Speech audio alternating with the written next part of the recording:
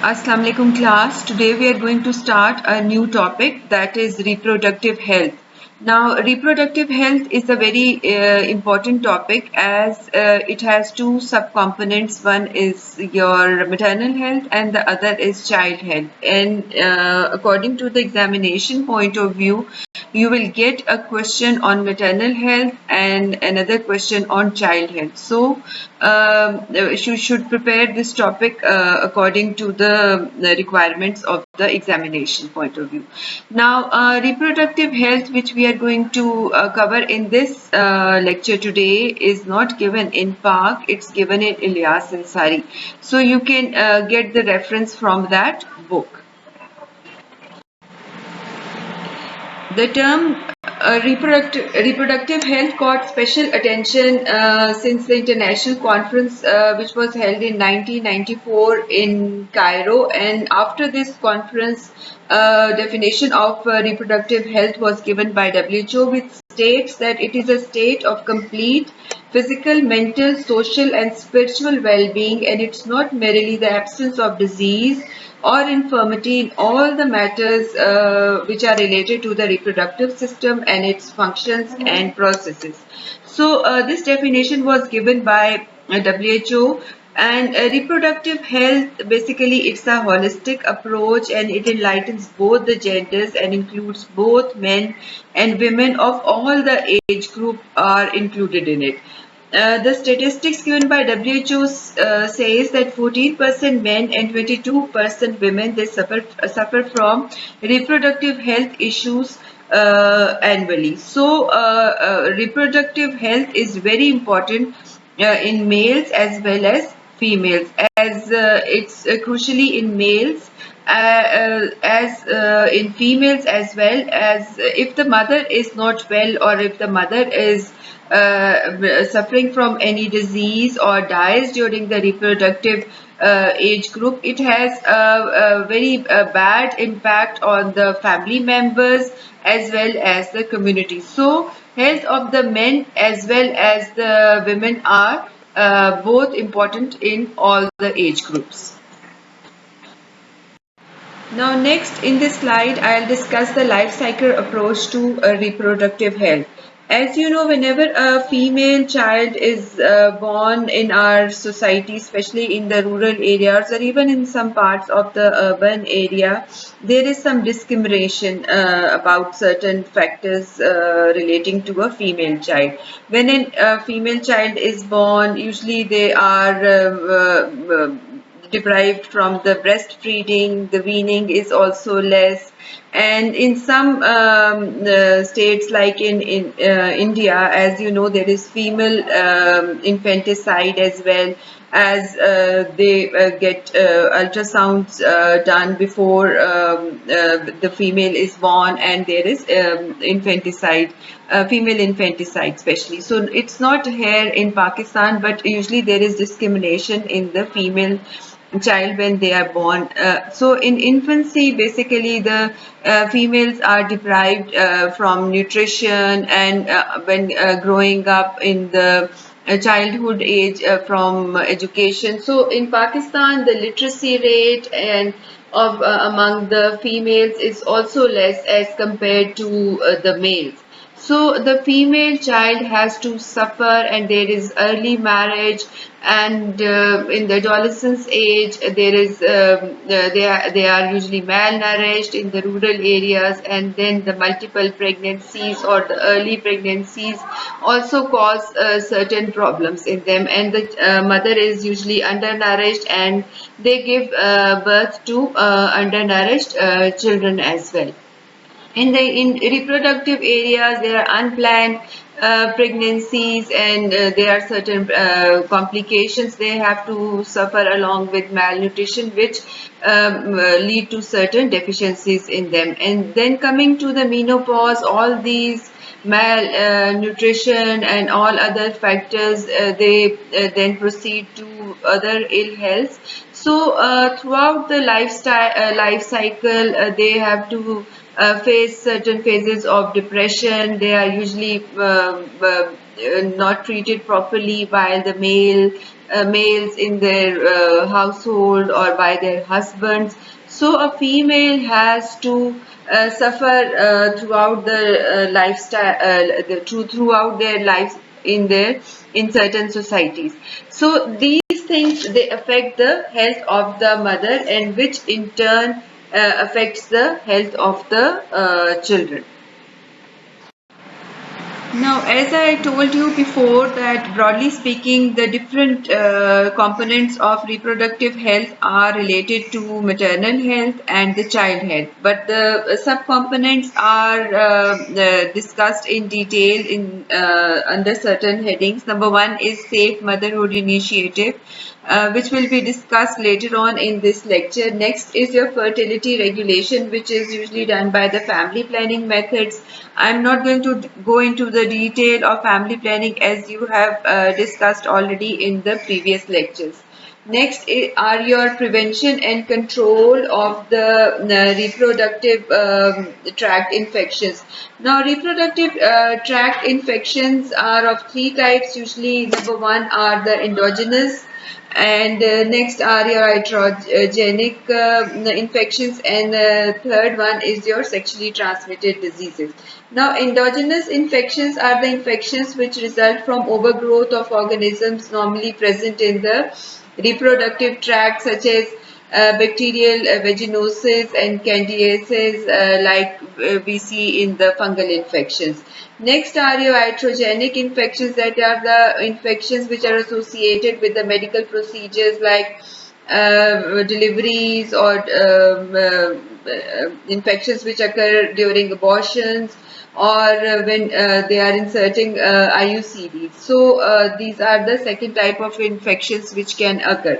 Third are the sexually transmitted disease, which you will discuss in detail in the lectures, such as chlamydial infections, gonorrhea, trichomoniasis, syphilis, chancroid, or HIV or AIDS. Now, the prevalence of reproductive tract infection is affected by health related as well as the sexual behavior of the individuals, and there is very less data which tells us about the reproductive tract infections in Pakistan.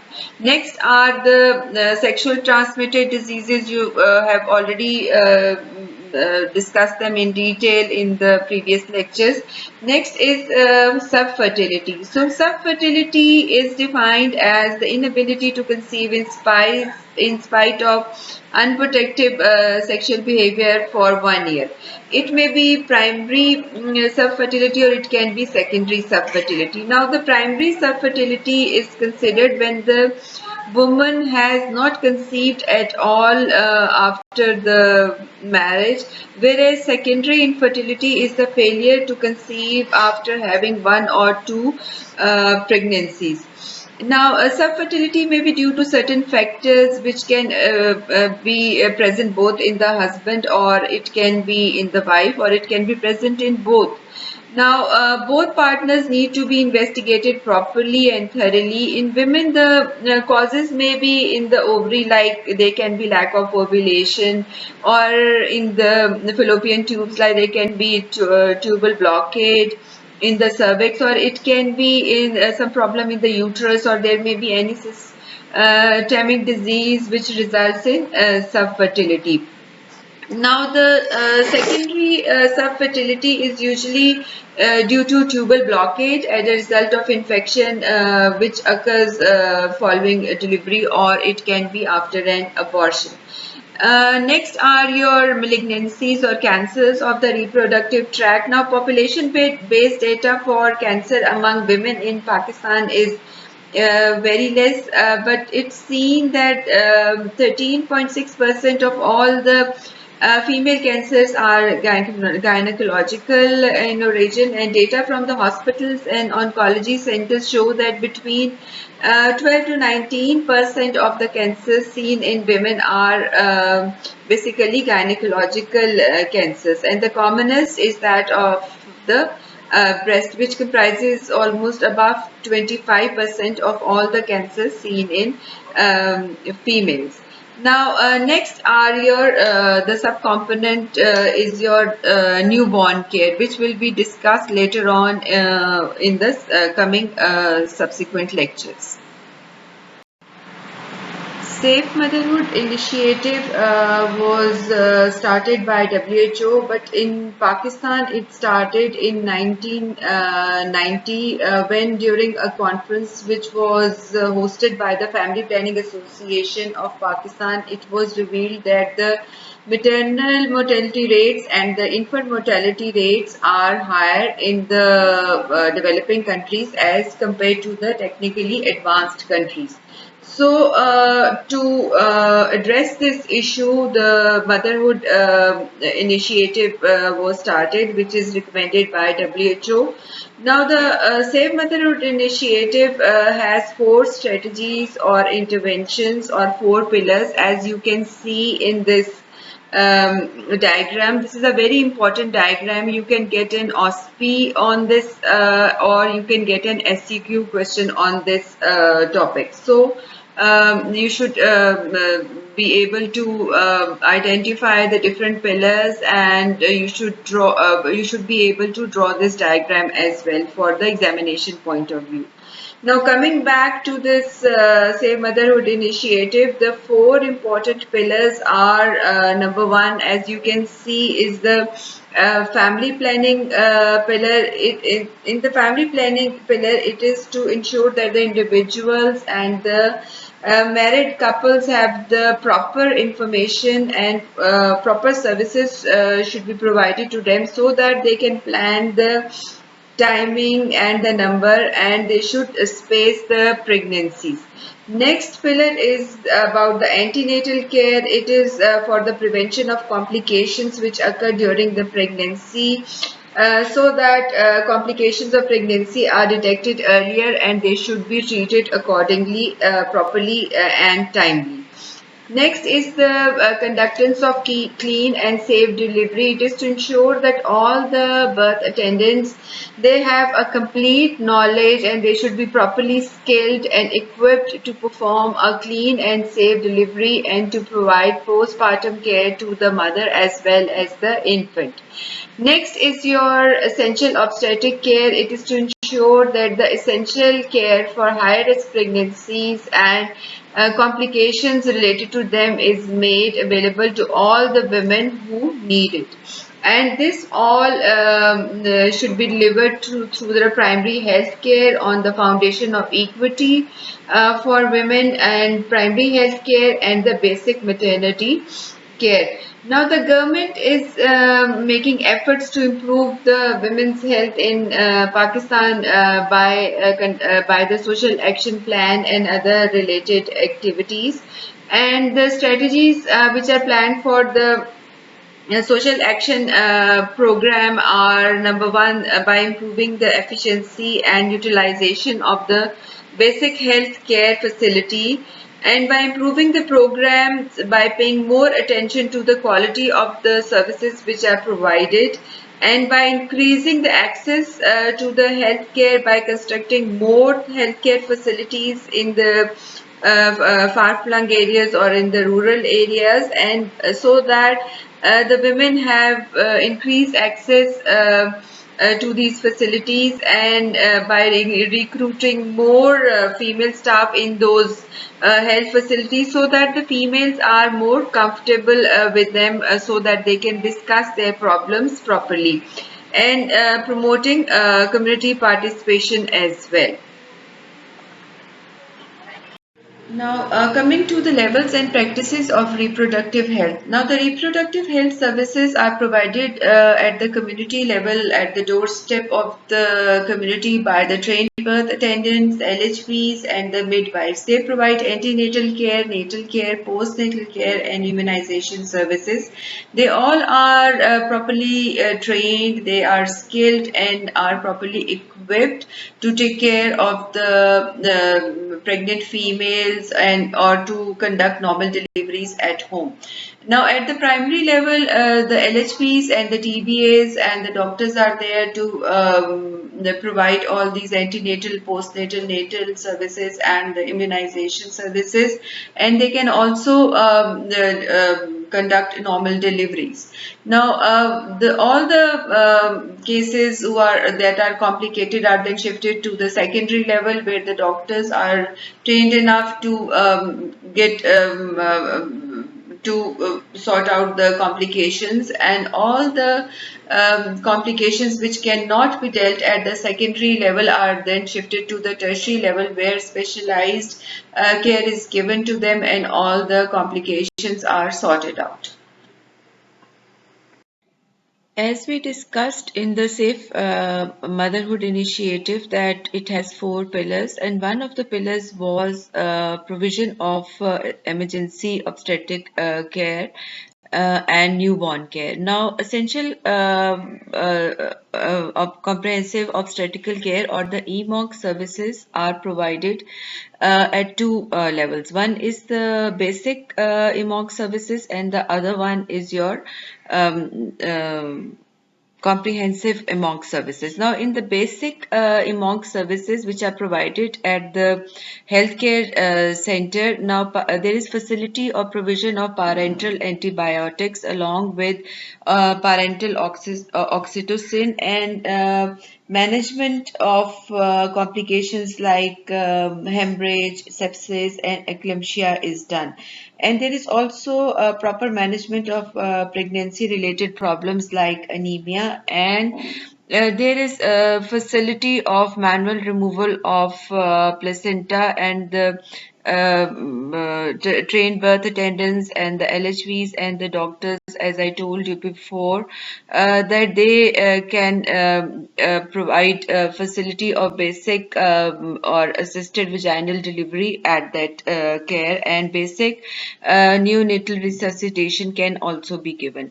Now, next is your comprehensive EMOC services. In the comprehensive EMOC services, along with the basic services, as I told you, there are facility of doing surgery along with anesthesia, that they can do cesarean sections, and there is facility of blood transfusion, management of asphyxia and severe neonatal jaundice, and there is also a facility of improved care of ill babies, especially infections with and complications of preterm birth and birth asphyxia. So these are the basic two types of essential EMOC services which are provided at different levels.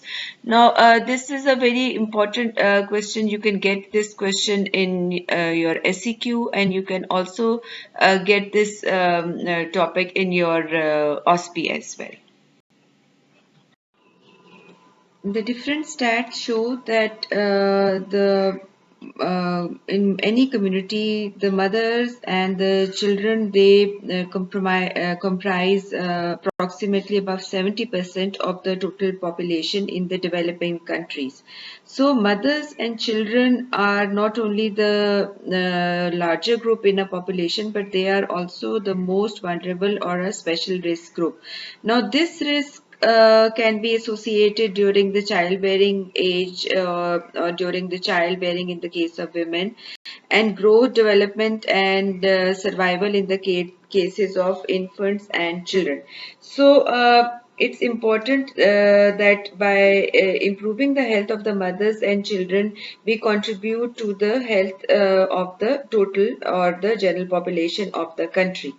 Now, mother and child are considered as one unit. It is said so because during the antenatal period, the fetus is the part of the mother, and when a mother is not well nourished or has certain diseases or conditions like syphilis or German measles, it can these diseases can be transmitted to the infant as well. And if the mother is malnourished, the child or the infant born can be a low weight baby. So, there are also other factors that after birth, the infant is dependent upon the mother for at least 1 year for feeding, and the mental and the social development of the child is also dependent upon the mother. Now, if a mother dies, the growth of the child and the development of the child are affected. And as we all know, mother is also the first teacher of the child. So, that's why mother and child are considered as one unit.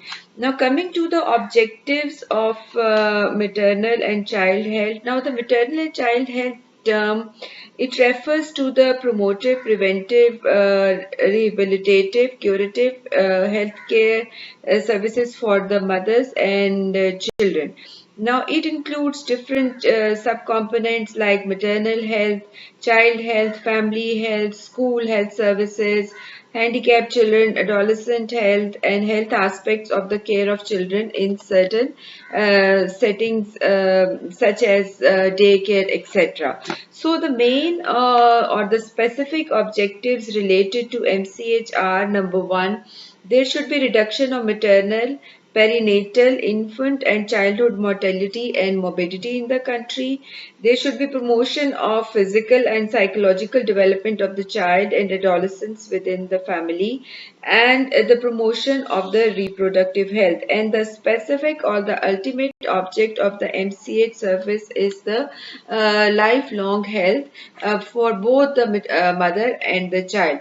Now, during the all this life cycle of the mother and the child, now there are certain problems which are faced by the mother and the child. Now, the main health problem which affects the health of the mother and the child in developing countries, it revolves around malnutrition, infections, and the unregulated fertility.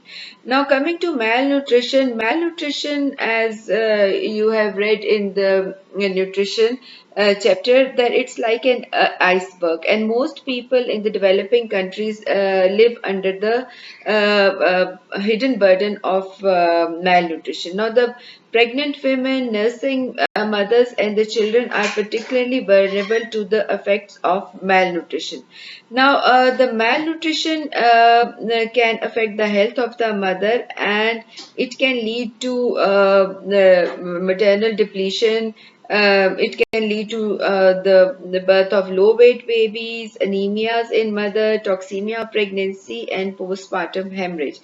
Measures are being taken by the governments to improve the nutritional status of mothers and children, and these interventions are divided into the direct interventions and the indirect interventions. Now, the direct interventions are a wide range of activities like the supplementary feeding programs. As you know, the government of Pakistan is also nowadays running a supplementary feeding programs for the mothers. Another direct intervention is distribution of iron and folic acid tablets, fortification and enrichment of food, health education regarding the nutrition. So these are all the direct interventions which can improve the nutritional status of the mothers and children. And the indirect interventions have a more broader or a wider scenario. Now, these include the control of communicable diseases through immunization process, improvement of environmental sanitation, provision of clean, safe water. Family planning should be properly family planning program should be properly conducted in a community or a country. Food hygiene, health education, and primary health care. So there are many different interventions which can be done indirectly for the improvement of the nutritional status in the mothers as well as the children. Now, next problem that is faced by the mothers is the maternal infections. Now, there are certain adverse effects which can affect the health of the babies as well if the mothers are infected, like there can be fetal growth retardation, or there can be low birth weight babies, embryopathies, abortions, or puerperal sepsis can occur. If the mothers are infected with certain diseases like HIV, hepatitis B, cytomegaloviruses, or herpes simplex or toxemia pregnancy, these some of the diseases can also be transmitted to the newborn. So, to control these infections, immunization program has been started, which provides immunization against certain diseases in both the mothers and the newborns. Now, next problem faced by the community regarding the maternal and child health is the uncontrolled reproduction. Now, the health hazards for the mother and the child resulting from unregulatory fertility has been well recognized, as in the case of increased prevalence of low birth weight babies, severe anemia, abortions, antepartum hemorrhage, and a high maternal and fetal mortality rate and morbidity rate. So, all these problems are challenge for the governments in the developing countries, and that's why many programs are directed towards the care of the mothers and children. Now, if you have any questions regarding this lecture, you are most welcome to ask. In the next lecture, we'll be dealing with the maternal health and the other aspects which are related to maternal health. Thank you.